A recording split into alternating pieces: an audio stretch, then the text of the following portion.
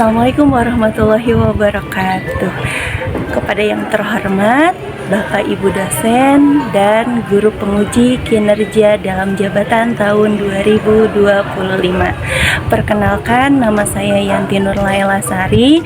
Saya seorang guru di SMP Negeri 1 Wanaraja, Kabupaten Garut, Jawa Barat. Saya adalah mahasiswi PPG dalam jabatan kategori pertama batch 2 tahun 2025. Prodi Pendidikan Agama Islam di LPTK UIN Sunan Gunung Jati Bandung. Dengan NIM 5242110 345 dan dengan nomor peserta 52051 8002422. Baik, pada hari ini, hari Kamis 30 Januari tahun 2025, saya akan melaksanakan praktik pembelajaran dalam rangka penilaian uji kinerja menggunakan metode pembelajaran based learning dengan materi hidup lebih ikhlas, sabar, dan pemaaf di kelas 7. Terima kasih dan selamat menyaksikan. Assalamualaikum warahmatullahi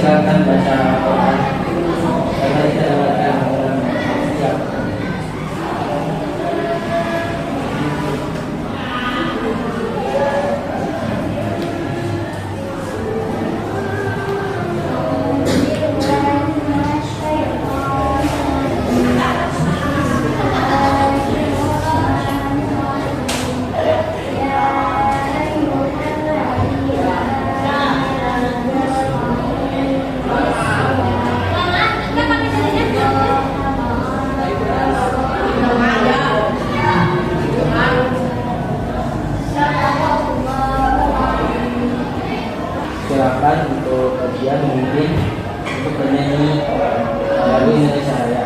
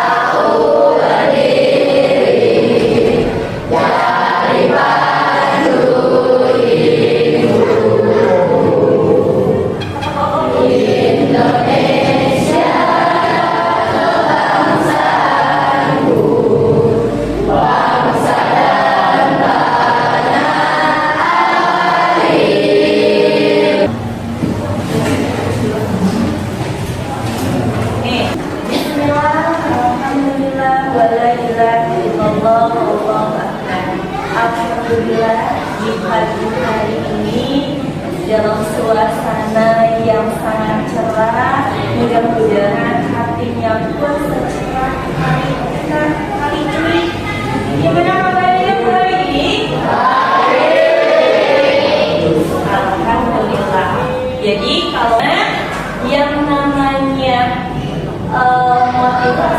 biasanya menular. Jadi ketika kita misalkan positif, maka apa yang kita lakukan bakalan positif. Kita bawa positif. Baik, alhamdulillah ya. Dalam pembelajaran ini tentunya dalam pembelajaran kali ini masih ingat tidak pembelajaran sebelumnya tentang apa? Sholat. Wujud dari sholat itu nanti akan berdampak terhadap diri kita. Oke. Nah, misalkan kayak gini. Kalau sholatnya baik, maka sikapnya akan baik. Kalau akhlak, kira-kira ada akhlak mahmuda dan ada akhlak nah, kalau akhlak yang baik seperti apa? Oke, coba menghargai orang lain. Oke, sip. Sebentar, ibu berasa ada yang tidak hadir ya di sini, ibu akan absen terlebih dahulu. Ada Azia hadir, terus ada misalkan Desi ada hadir, ada yang tidak hadir siapa? Semua hadir ya? Hadir, alhamdulillah. Mudah-mudahan semuanya tetap dalam kondisi sehat. Nah, oke. Dalam pembelajaran kita kali ini, ibu sudah menyiapkan tayangan di mana kalian itu nanti akan melihat dan berkeliling. Nah, nanti kalian itu bakalan, oh iya, ini materinya tentang apa? Tadi kan sebelumnya sudah dijelaskan ya, ada akhlak itu ada terbagi pada dua. Nah, yang kita ambil kali ini adalah tentang mahmudah, yaitu ikhlas, sabar, dan pemaaf. Kita simak video yang akan ibu tayangkan di depan.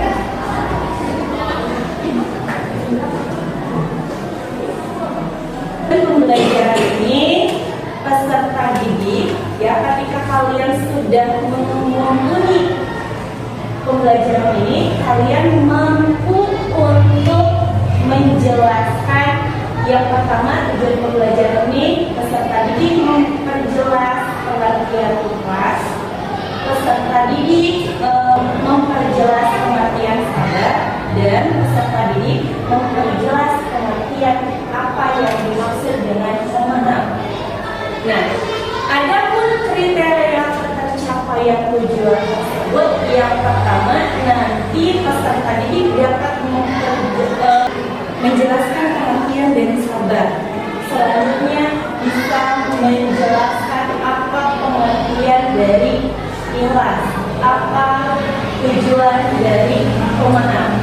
Maka dari itu silakan simak video yang ibu sudah siapkan. Siap? Siap.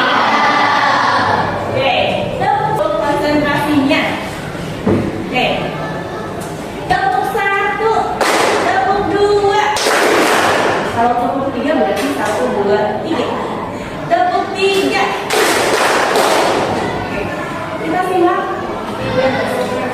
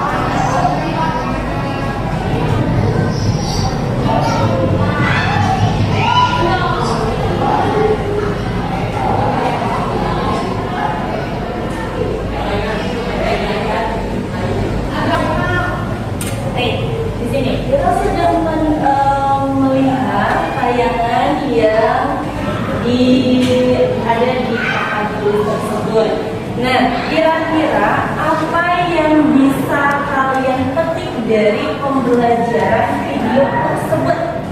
Oke, silakan. Jadi Kelas berarti melakukan suatu amal ibadah dengan niat yang murni dan karena Allah SWT. oke, kita berikan aplaus kepada siapa namanya?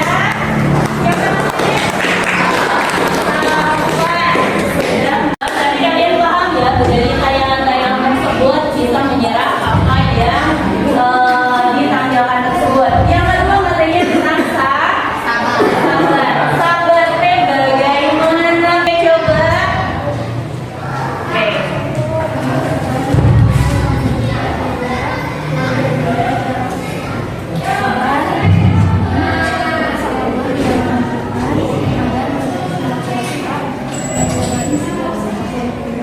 Oke, sip.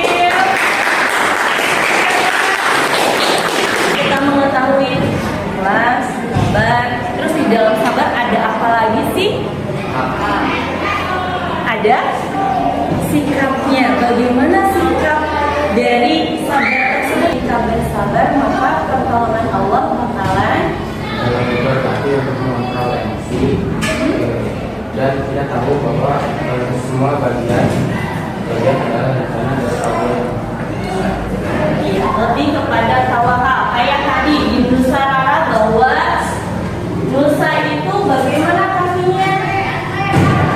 Amputasi kan ya. Tapi ketika itu apakah ada obat?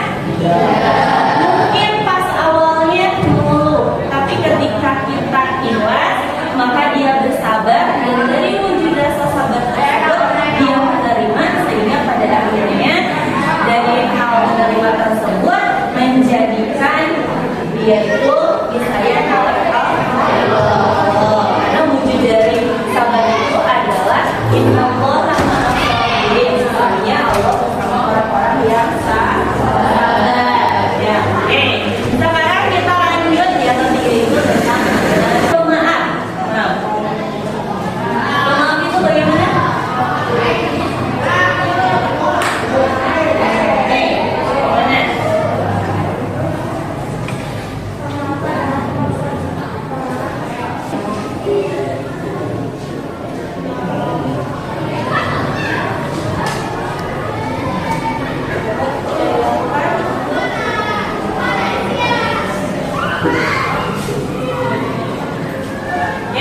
Daripada pemaaf, fungsi dari pemaaf apa lagi? Oke. Manfaat pemaaf: satu, mengurangi stres; dua, kecemasan dan depresi; tiga, hubungan menjadi lebih baik; empat, pemaaf membantu dan memperbaiki hubungan yang rusak; lima,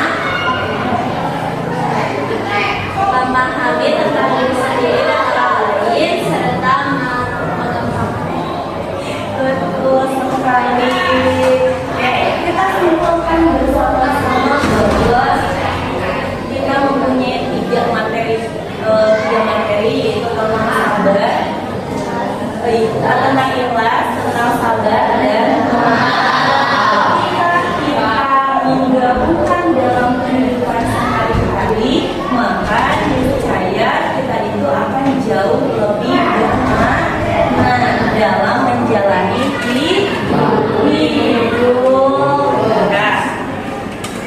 Sabar awalnya menolak terlebih dahulu, karena ketika dikasih musibah, misalkan kita kan suka, kenapa sih Allah itu memberikan ujian seperti ini? Padahal Allah memberikan ujian itu karena mampu. Kalau tidak mampu, contoh misalkan kalian kelas 7 tanpa ada ujiannya gak bakalan naik ke kelas 8 kan ya. Nah dari situlah, tapi dalam proses itu ada kesabaran untuk belajar supaya naik kelas ya. Nah sekarang misalkan tadi kita sudah berarti lebih kepada meyakinkan diri. Sekarang maaf, kadang kayak tadi ceritanya di Nusa Rara, ibu itu gimana? Rara sudah menyimpan dengan hati-hati, katanya ada monster, tiba-tiba gebruk kayak gitu. Kan kesel yang, pokoknya kesel banget. Tapi ketika itu apa? Kamu tidak boleh membalasnya. Nah, secara naluriah kita pengen membalas. Tapi ketika kita misalkan memaafkan, pada akhirnya ibu tidak ada, merasa bersalah, ingin minta maaf, ya, itu apa yang dilakukan? Dengan memaafkannya kembali. Dan mungkin secara ini untuk apa fungsinya? Supaya hati kita itu lebih tenang, tidak emosi. Tadi gimana ya? Jadi belajar menahan emosi. Ibu akan di sini ada gambar di mana kalian itu sudah paham. Ada pertanyaan terlebih dahulu nggak? Tidak. Ibu punya gambar. Nanti di sini ada Ilah, ada Syahida, ada boleh tunjang.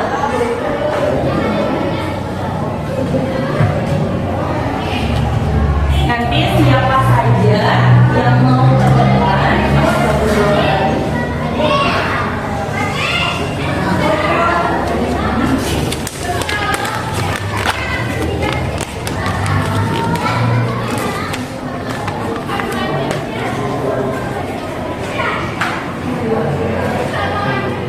ikhlas, perilaku sabar, mana perilaku pemaaf, dia langsung ditempelkan di masing-masingnya. Kira-kira mana yang termasuk ikhlas, sabar, dan pemaaf? Kalau sudah ketemu, langsung tempel di sana. Kalau sudah siap, boleh tempel di papan tulis. Ininya di sini ya.